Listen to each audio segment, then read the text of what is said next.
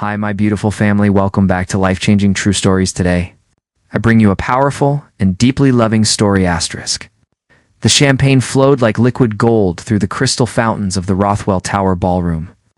Damien Rothwell stood at the center of it all, his tailored black suit fitting perfectly across his shoulders, his smile practiced and precise. At 38, he had built an empire that touched every corner of the digital world. Novatech Industries had made him one of the youngest billionaires in the country. And tonight, he was announcing something even more valuable to the media. His engagement. Love is a fairy tale, we tell ourselves. Damien had said in his last interview with Business Insider magazine, his voice calm and measured. Success requires focus, not emotion. I built everything I have by understanding that passion fades, but strategy endures. The interviewer had pressed him, asking if he would ever marry. Damien had smiled that cool smile that made him appear untouchable. Perhaps someday, when I find a partnership that makes logical sense. That day had apparently arrived. Victoria Ashford stood beside him now, her diamond ring catching the light from a dozen chandeliers. She was beautiful in the way expensive things are beautiful. It's polished and perfect. With honey-colored hair swept into an elegant twist and a navy dress that spoke of taste and refinement. She was a senior partner at one of the most prestigious law firms in the city. Brilliant and ambitious, exactly the kind of woman who fit into Damien's carefully ordered world. To the happy couple, James Chen raised his glass, his best friend since their university days. James was one of the few people who remembered Damien before the billions, before the cold philosophy about love being weakness. May your partnership be as successful as Novatech. Partnership. That word again. Damien clinked his glass against Victoria's, and she smiled at him with professional warmth. Their relationship made sense on paper. Two successful people combining resources, social standing, and ambition. No messy emotions to complicate things. No vulnerability to exploit. You look distracted, Victoria murmured, her lips barely moving as she maintained her public smile. Is something wrong? Nothing, Damien replied smoothly. Just thinking about the quarterly reports? It was a lie. He had been thinking about something else entirely, something he had locked away in the darkest corner of his mind for 12 years. But tonight, standing in this glittering ballroom surrounded by hundreds of guests celebrating his engagement, the memory had returned with unexpected force. Her name was Nella Sterling. The crowd shifted, and Damien's attention was drawn to the entrance where late arrivals were still being announced. His heart stopped completely when he saw her. Time seemed to fold in on itself, collapsing 12 years into a single breathless moment. Nella stood in the doorway wearing a dress the color of midnight, simple and elegant, with her dark hair falling in soft waves around her shoulders. She had always hated fancy events, he remembered. She preferred art galleries and quiet cafes, places where conversation mattered more than appearance. But here she was, and she was looking directly at him. Their eyes met across the crowded room. Odd. And Damien felt something crack inside his chest, something he had carefully sealed away years ago. Damien. Victoria's voice cut through his thoughts, sharp with concern. Who is that woman? Nobody, he said too quickly. Just someone from university. But Nella was not nobody. She had been everything once. She had been the reason he understood what poets meant when they wrote about souls recognizing each other. She had been laughter and passion and dreams that reached beyond profit margins. She had been the one person who saw past his ambition to something deeper, something real, and he had destroyed it all. I need some air, Damien said abruptly, handing his glass to a passing waiter. He walked toward the balcony, desperate to escape before Nella could approach, before the carefully constructed walls around his heart could crumble completely. But James caught his arm. Is that Nella Sterling? The art curator from the museum. You know her? Damien's voice came out rougher than intended. The museum board invited her. She is organizing the new contemporary wing. Apparently, she is one of the most respected curators in the country now. James studied his friend's face with concern. You never told Victoria about her, did you? There is nothing to tell. Damien, you were completely in love with that woman. You talked about marrying her, building a life together. Then something happened. You never explained what, and suddenly, you became this person who claims love is illogical. Ow. Damien pulled away from his friend's grip. That was a long time ago. I was young and foolish. You were happy. The word struck like a blade. Happy.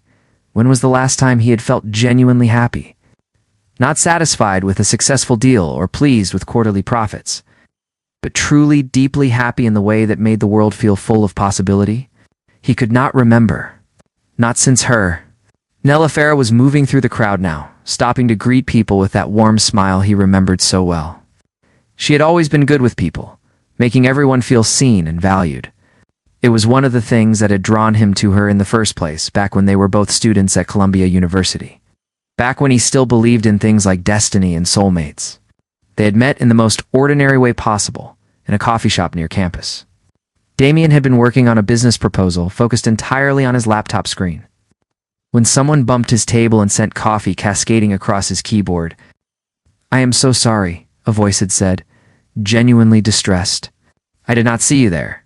Let me help clean this up." He had looked up, ready to be angry, and found himself staring into the most extraordinary eyes he had ever seen. They were deep brown, warm and intelligent, filled with genuine concern. "It is fine," he had managed to say, though his laptop was clearly ruined. "No, it is not fine. I just destroyed your computer." She had grabbed napkins, trying to dab at the damage. "What were you working on?" "Please tell me it was not anything important. Just my entire future," he had said, but he was smiling despite himself. She had insisted on replacing his laptop and buying him dinner to apologize properly. One dinner had turned into 2, then 3. Within a month, they were inseparable. Within 6 months, Damien was certain he had found the person he wanted to spend his life with. Nella Farah had understood his ambitions, but she had also challenged him to think about what success really meant. She painted and curated art shows, lived in a tiny apartment filled with books and half-finished canvases, and somehow seemed richer than anyone he knew, despite having almost no money. "Success is not just about building something big," she had told him once, lying in his arms in her cramped bedroom. "It is about building something meaningful. What is the point of having everything if you have nobody to share it with?" He had believed her then. He had imagined a future where they built something together, where his business acumen, combined with her creativity, to create something extraordinary. He had been planning to propose when everything fell apart. The memory of that night still burned like acid in his chest. The argument, the accusations, the devastating words that could not be taken back. His father's voice in his head, telling him that love was a weakness that would destroy everything he had worked for. The choice he had made, the choice he had regretted every day since. Damien Victoria appeared at his elbow, her voice tight with barely concealed irritation. "The mayor wants to meet you.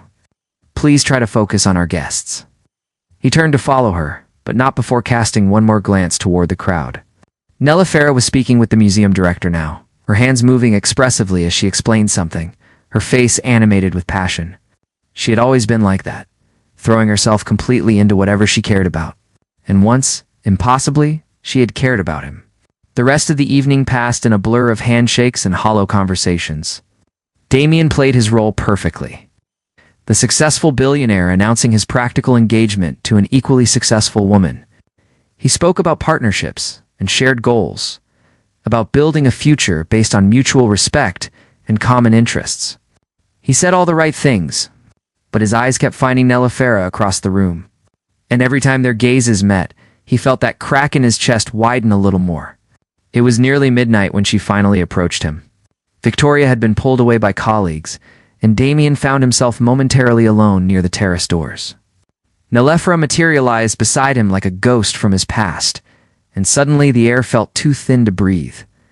"Hello, Damien," she said quietly. Her voice was exactly as he remembered, soft and clear, with a slight rasp that had always reminded him of honey and whiskey. Nella Farah. Her name felt strange on his lips after so many years of not saying it.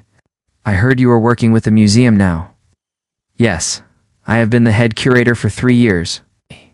She paused, and he could feel her studying his face. "Congratulations on your engagement. She seems very suitable." Suitable. The word hung between them like an indictment. "Thank you," he managed. "And congratulations on your success. James tells me you are one of the best in your field." "I learned from the best teachers." There was something in her tone, a subtle edge that suggested layers of meaning he was afraid to explore. "Life taught me that passion without direction is just chaos. You were right about that. He flinched. Those had been his words during their final argument, thrown at her in anger when she had accused him of choosing money over love. I was right about efficiency and focus. Strategy over sentiment. You've certainly mastered that philosophy. Nelifera's eyes moved over his face, and he wondered what she saw there. The boy she had known, or the man he had become? You built everything you said you would. It's an empire. A legacy. Yes. And are you happy? The question pierced through all his defenses, direct and devastating. Damien opened his mouth to deliver his standard response about happiness being overrated, about satisfaction being more valuable than emotion. But looking into Nelifera's eyes, he found he could not lie to her. I am successful, he said instead. That is not what I asked. Before he could respond, Victoria returned, her arm sliding possessively through his. Darling, we should be going. Tomorrow is a busy day. She looked at Nelifera with polite curiosity. I do not believe we have met, Nelifera Sterling. I am curating the new wing at the museum. How lovely. Damien and I will have to attend the opening. Victoria's smile was professional, but Damien could feel the tension in her grip on his arm. She knew. Somehow, she knew this woman was different. Actually, Nelifera said, her voice carefully neutral, I was hoping to discuss a potential collaboration. Novatech has expressed interest in sponsoring our digital art initiative, and your foundation was mentioned as a possible partner. Damien's heart sank. Of course, his company's charitable foundation did sponsor art programs. It was good publicity, and Victoria sat on the board, which meant he would have to work with Nelifera, see her regularly. Pretend that standing this close to her did not make him feel like he was drowning and coming alive at the same time. That sounds wonderful, Victoria said brightly. I will have my assistant set up a meeting. Perhaps next week. Perfect, Nelifera replied. But she was looking at Damien, and in her eyes he saw a question that terrified him. After 12 years, what was left between them? And was he brave enough to find out? The conference room on the 42nd floor of Novatech Tower had floor-to-ceiling windows that overlooked the entire city. Damien stood there every morning, watching the sun rise over the skyline he had helped shape, reminding himself that he had built something permanent, something that would outlast feelings and memories. But this morning, the view offered no comfort. Nelifera would be here in 20 minutes. You look like you were facing execution. Not a business meeting? James observed from the doorway. He carried 2 cups of coffee, setting one on the conference table. Want to talk about it? There is nothing to talk about, Damien replied, adjusting his tie for the 3rd time. This is a standard sponsorship discussion. Right. That is why you have changed your shirt twice, and you are currently strangling that tie. James settled into a chair, studying his friend with concern. Damien, what happened between you two? You've never explained why you suddenly broke up. Damien turned away from the window, memories flooding back with painful clarity. My father happened. Richard Rothwell happened. The name alone carried weight. Richard Rothwell had built the original Rothwell Industries from nothing, self-made man who believed emotion was the enemy of success. When Damien had brought Nelifera home during their final year of university, his father had seen immediately what his son felt for her. She will destroy everything, Richard had told him that night in his study, his voice cold with certainty. I have seen it 1,000 times. Brilliant young men derailed by women who do not understand what it takes to build something real. She will want your time, your attention, your focus. She will resent your work, demand you choose between her and your dreams. Nelifera is not like that, Damien had protested. She supports my ambitions. Now she does. Wait until you are working 80-hour weeks, missing dinners and anniversaries. Wait until she realizes that building an empire means sacrifice. Richard had poured himself a whiskey, his expression hard. Your mother tried to change me. She failed, and our marriage became a battlefield. I will not watch you make the same mistake. But it had been more than just words. Richard had made his ultimatum clear. If Damien continued the relationship, he would cut him off completely. No seed money for his startup, no connections, no support. Damien would have to build everything alone while his competitors with family backing raced ahead. You think she will wait for you? Richard had asked. While you are clawing your way up from nothing, working every hour just to survive, she will find someone else, someone who has time for romance and poetry. and you will have lost everything for nothing. Damien had been 23 years old, terrified of failure, desperate to prove himself, and his father's words had planted seeds of doubt that grew like poison in his mind. He had started picking fights with Nelefera, or criticizing her impractical dreams, accusing her of not understanding what real success required. The final argument had been explosive. "You have changed," Nelefera had said, tears streaming down her face. "The man I fell in love with cared about more than money and power. Maybe I grew up," he had thrown back at her. "Maybe I realized that love does not pay bills or build companies. You want someone who will write you poetry and stare at paintings all day. Find him. I have work to do." She had left that night, and he had let her go, telling himself it was for the best. That his father was right, that emotion would only weaken him. He had thrown himself into building Novatech with savage intensity, using his pain as fuel. And he had succeeded beyond his wildest dreams. But every success felt hollow.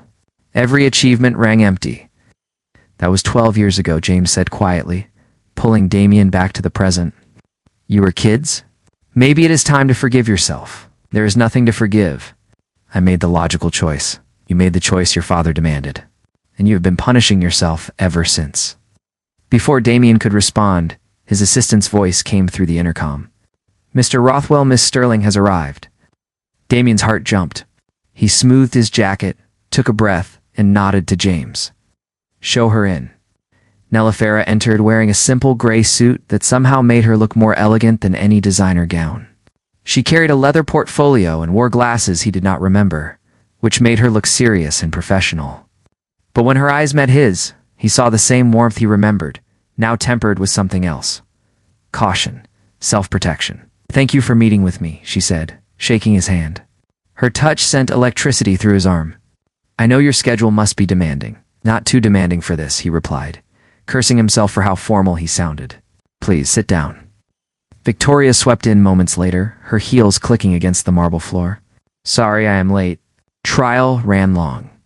She kissed Damien's cheek possessively before taking the seat beside him. "Now, Mrs. Sterling, tell us about this digital art initiative." For the next hour, Nelefera presented her vision with the same passion she had once brought to everything. The museum wanted to create an interactive digital wing where classical art merged with cutting-edge technology, making culture accessible to younger generations. It was brilliant, innovative, and exactly the kind of project that would benefit from Novatech's resources. Damien found himself drawn in despite his intention to maintain professional distance.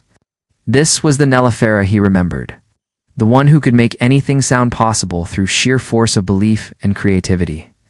"The budget seems ambitious," Victoria noted, her tone skeptical. "What guarantees do we have that this will attract the audience you are projecting?" "Art never comes with guarantees," Nelefera replied smoothly. "But neither did personal computers or smartphones once. Innovation requires vision and courage."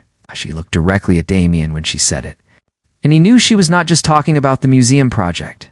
"I think it has tremendous potential," Damien heard himself say. Victoria's head snapped toward him, surprise evident in her expression. He rarely made quick decisions about foundation funding. "Let me review the full proposal this week. We can reconvene Friday to discuss terms." "That would be wonderful," Nelefera said, gathering her materials. "Thank you for your time." As she stood to leave, Damien found himself standing as well. "I will walk you out."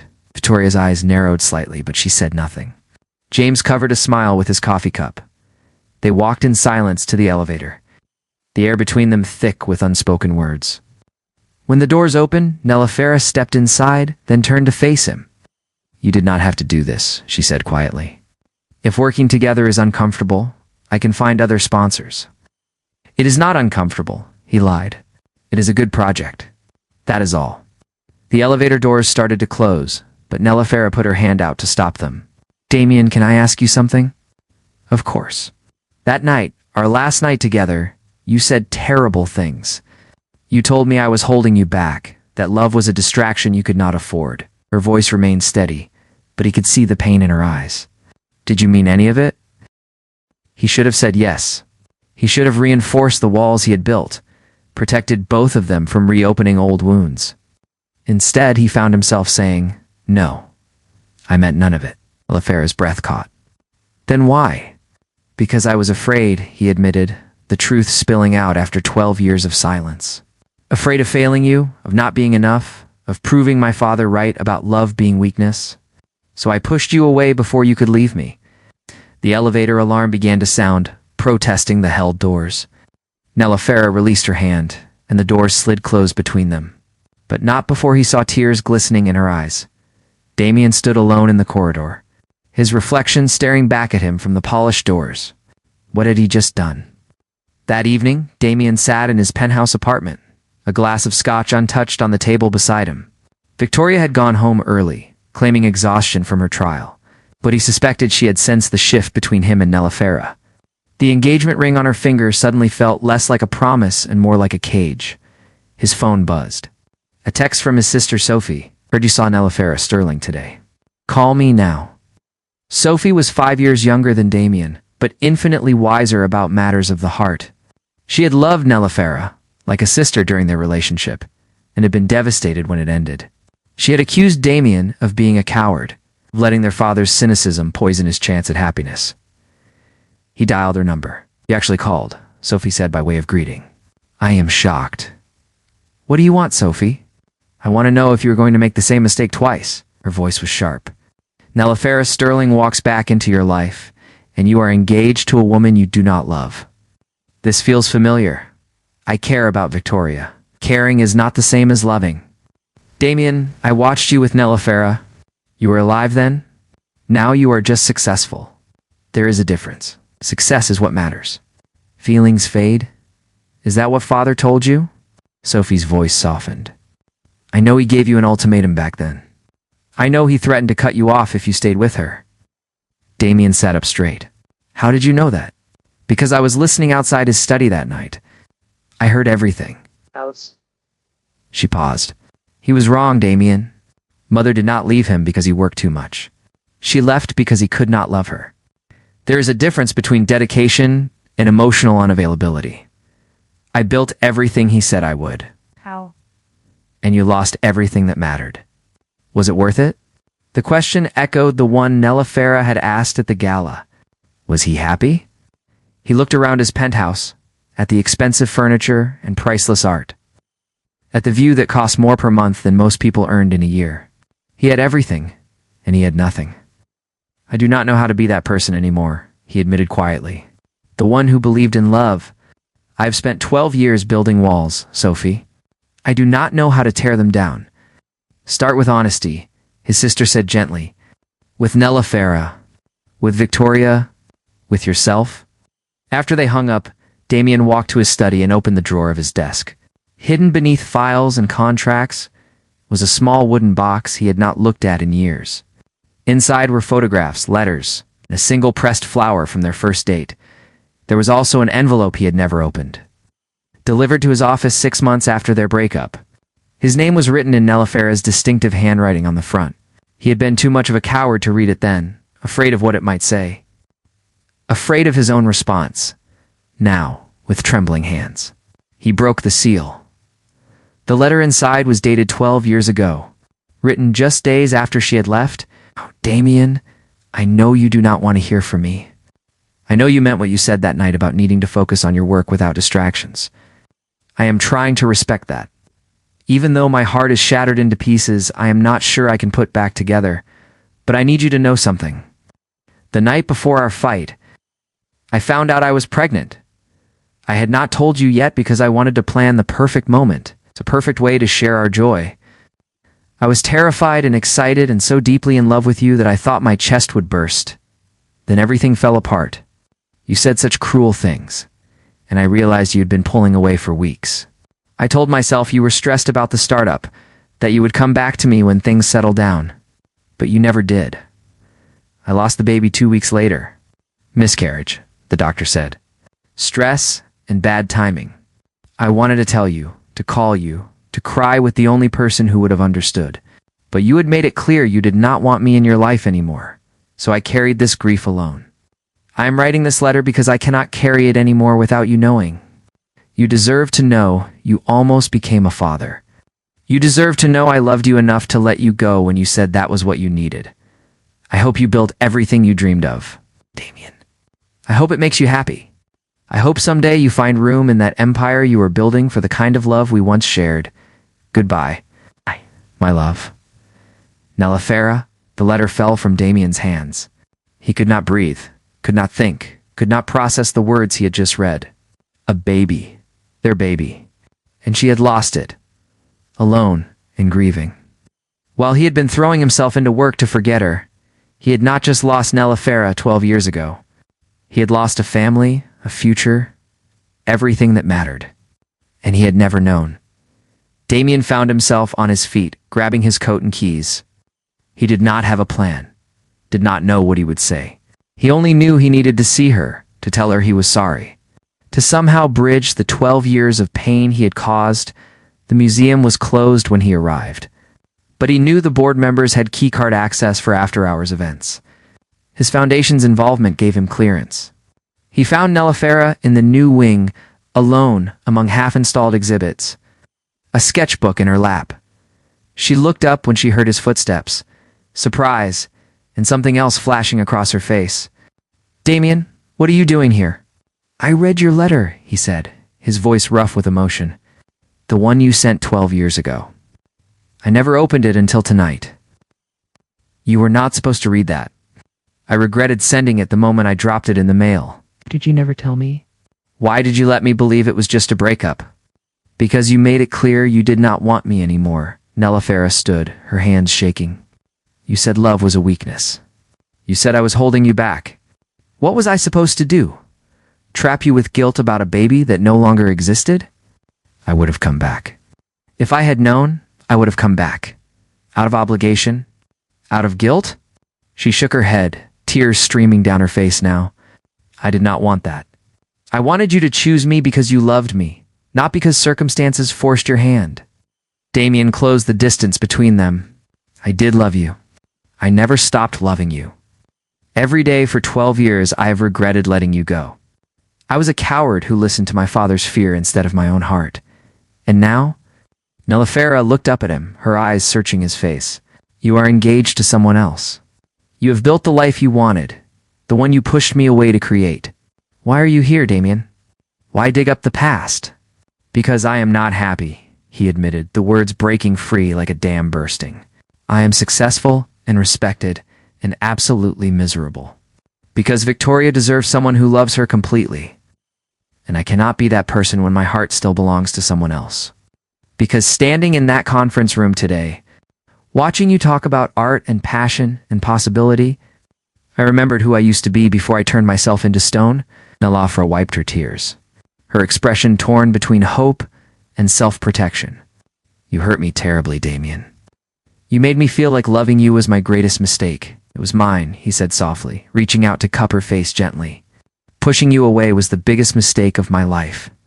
I have spent 12 years trying to convince myself otherwise, and I cannot do it anymore." "What are you saying?" "I am saying I love you. I have always loved you. And if there is any chance, any possibility that you could forgive me, that we could start again, I will spend the rest of my life proving I am not the coward I was 12 years ago." Nelefera closed her eyes, and for a terrible moment, Damien thought she would push him away, tell him it was too late, that he had destroyed something irreparable. But then she leaned into his touch, and when she opened her eyes, he saw the same love he remembered, bruised but not broken. "I am terrified," she whispered. "Terrified of trusting you again, of believing this is real?" "Then let me prove it," Damien said. And he kissed her with 12 years of longing and regret and desperate hope. The scandal broke. 3 days later, someone at the museum. Damien never found out who had seen their kiss and sold the story to the tabloids. By morning, every gossip site and news outlet was running headlines. Billionaire Damien Rothwell, caught in secret, farewell engaged in Novatech founder's hidden romance with museum curator. Damien's phone exploded with calls from his board of directors, his investors, and his very angry fiancée. "Is it true?" Victoria stood in his office, her face pale but composed. She had always been good at maintaining control, even in crisis. "Are you in love with Nelefera, Sterling?" He could have lied. He could have claimed it was a misunderstanding, a moment of weakness. But looking at Victoria, He realized she deserved better than lies, as he said simply, "I am sorry, Victoria. You deserve the truth," she laughed, a bitter sound. "I knew something was wrong when you proposed. You were so clinical about it, like negotiating a merger rather than planning a marriage.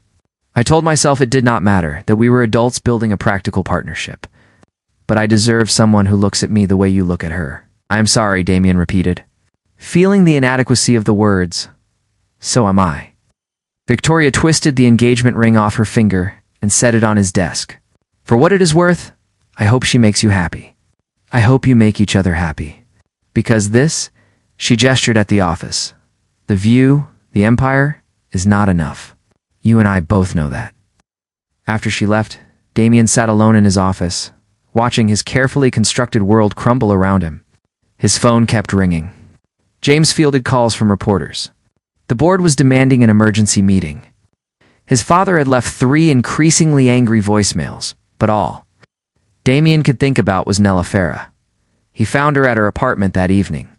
A modest space in an older building filled with paintings and books and the warmth he remembered from 12 years ago. She opened the door with red-rimmed eyes. "I am so sorry," she said immediately. "I do not know who saw us, but the museum board is furious. They are talking about pulling my funding, canceling the Digital Wing project. Your sponsorship is in jeopardy because of me." "I do not care about the sponsorship," Damien said, stepping inside and closing the door. "I care about you.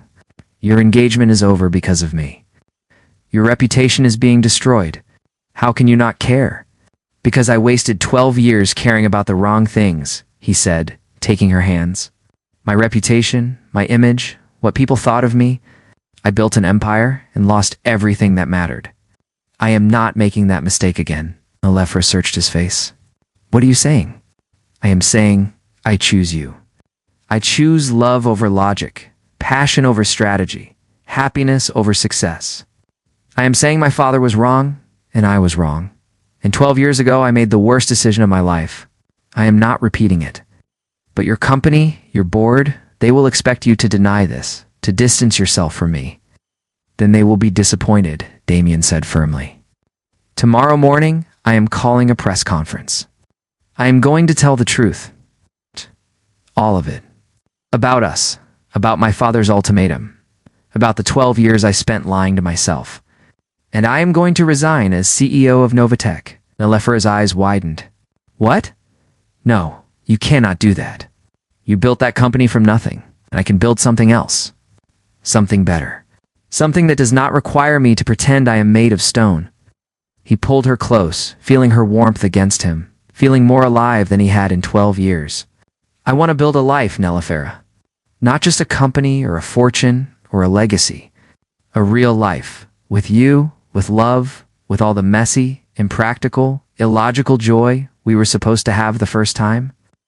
She was crying now, but smiling through her tears. "You are insane. This is the most impractical decision you have ever made." "Good," he laughed, kissing her forehead. "It is about time I did something impractical." The press conference the next morning was unlike anything the business world had seen. Damien stood at the podium, flanked not by lawyers and PR consultants, but by James and Sophie. Facing a room full of reporters and cameras, "Thank you all for coming," he began, his voice steady despite his racing heart. "I am here to address the recent news about my personal life, and to make an announcement about my future with Novatech." The room fell silent. Every reporter leaning forward. 12 years ago, I was in love with an extraordinary woman named Nella Sterling.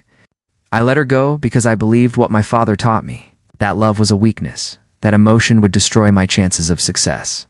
I spent the next 12 years building an empire and becoming exactly the kind of man my father wanted me to be. Cold, calculating, focused entirely on profit and power. He paused, gathering his courage. I was miserable. Every success felt hollow because I had sacrificed the one thing that actually mattered. When Nella came back into my life recently, I had to face the truth I had been avoiding for over a decade. I never stopped loving her. I never moved on. I just buried my feelings beneath layers of work and ambition. A reporter raised her hand. "What about Victoria Ashford?" "You were engaged." "Victoria and I had an arrangement that made sense on paper. But she deserved better than half my heart, and she recognized that before I did.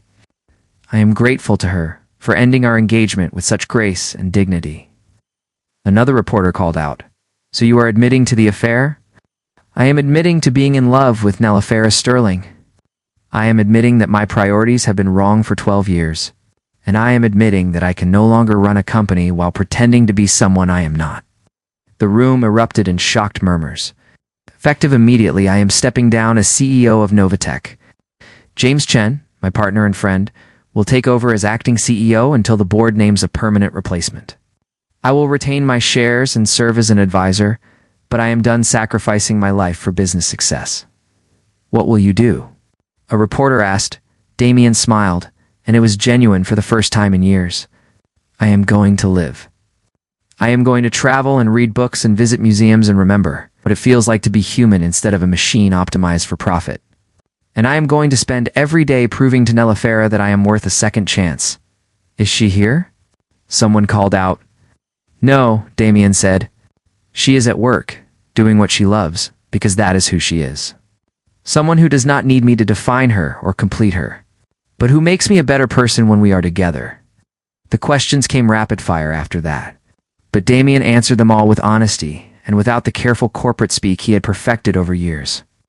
He talked about his father's influence, about the pressure to succeed at any cost, about the hollow feeling of achieving everything you thought you wanted only to realize it was not enough. By the time he finished, social media was exploding. Half the comments called him a fool for throwing away his career. The other half called him brave for choosing love over success. But Damien did not care about either group's opinion. He cared about only one person's reaction. He found Nelefera at the museum, in the incomplete digital wing that might never be finished now that his sponsorship was in question. She was sitting on the floor surrounded by plans and sketches, and she looked up when he entered. "You actually did it," she said, her voice full of wonder. "You resigned." "I did. The board must be furious. Your father must be livid. Every business analyst is calling you insane." "Probably," Damien agreed, sitting down beside her on the cold floor. "Do you think I am insane?" Nelefera was quiet for a long moment, studying his face. "I think you are the bravest person I know. And I think I am terrified of how much I love you." "Good terrified or bad terrified?" "Both," she admitted, taking his hand. "Damien, I need you to understand something. I am not the same girl I was 12 years ago. I survived losing you once. It nearly destroyed me, but I survived. If we do this, if we really try again, I need to know you are certain. I cannot be your second choice, or your midlife crisis, or your rebellion against your father. You are none of those things," he said fiercely. "You are the only woman I have ever truly loved. You are the reason I understand what poets mean when they write about soulmates. You are the one thing I got right in my life before I let fear turn me into someone I hated." Tears spilled down her cheeks. "I am still angry at you for what you said, for how you ended things. You should be. I was cruel and cowardly. But Nelefera, I am not that scared kid anymore. I am a man who has spent 12 years learning that success without love is just expensive loneliness. Please give me a chance to prove I have learned that lesson." She looked at him for a long moment, and Damien felt his entire future balanced on the edge of her next words. "My assistant Alina told me something yesterday," Nelefera said finally.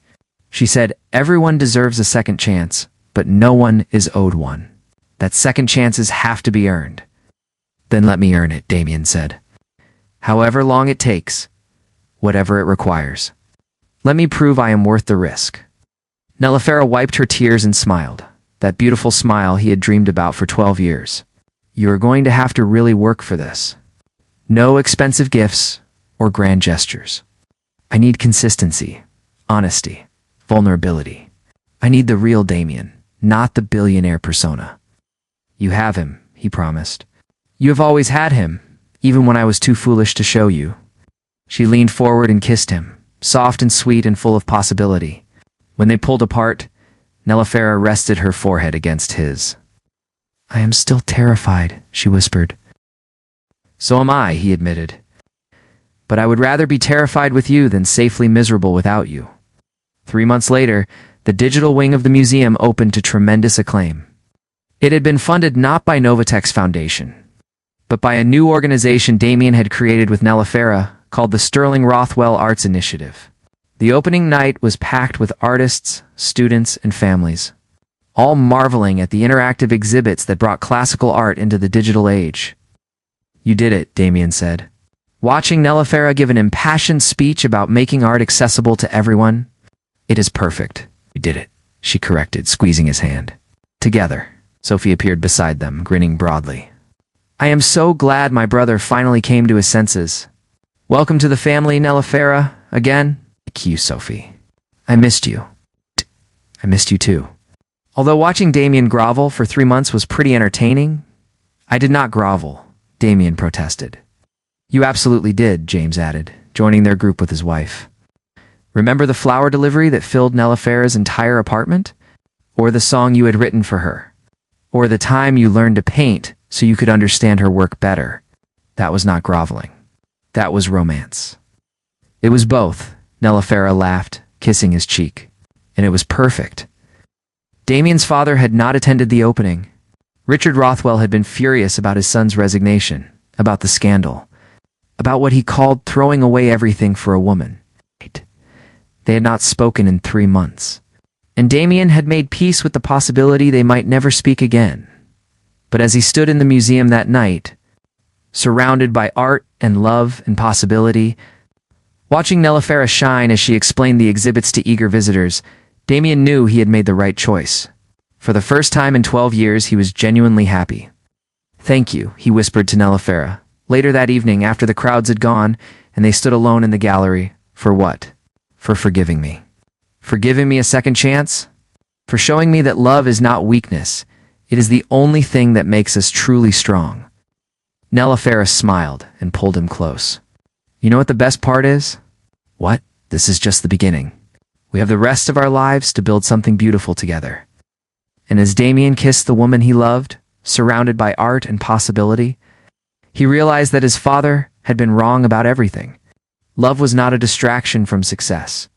Love was success in its purest and most meaningful form. He had spent 12 years building an empire of steel and glass. Now, he was building something far more valuable. A life filled with passion, purpose, and the kind of love that poets wrote about and skeptics dismissed and cynical billionaires discovered too late was the only thing that truly mattered. But Damien Rothwell was not too late. He had found his way back to love, and this time he would never let it go. Epilogue 2 years later, Damien and Nelefera stood in the garden of a small villa in Tuscany, exchanging vows in front of their closest friends and family. Sophie cried through the entire ceremony. James served as best man. Alina, Nelefera's assistant, who had encouraged second chances, was maid of honor. Even Richard Rothwell attended, sitting stiffly in the front row. He had reached out 6 months earlier, a brief awkward phone call in which he had not quite apologized, but had acknowledged that perhaps he had been wrong about some things. It was not the reconciliation Damien had dreamed of, but it was a beginning. As Damien slipped the ring onto Nelefera's finger, he thought about the journey that had brought them here. The love, the loss, the 12 years of searching for something he already had and let slip away. The courage it took to admit he was wrong, to rebuild what he had destroyed, to choose love over fear. "I love you," he said, and the words had never felt more true. "I love you too," Nelefera replied, her eyes shining. "Always have, always will." And as they kissed beneath the Tuscan sun, Damien knew that he had finally found what he had been searching for all along. Not success or wealth or power, but something infinitely more precious. He had found home. Thank you for taking the time to listen to this story. If you enjoyed this content, don't forget to share this story with your friends and family, and subscribe to the channel so you don't miss out on more meaningful stories.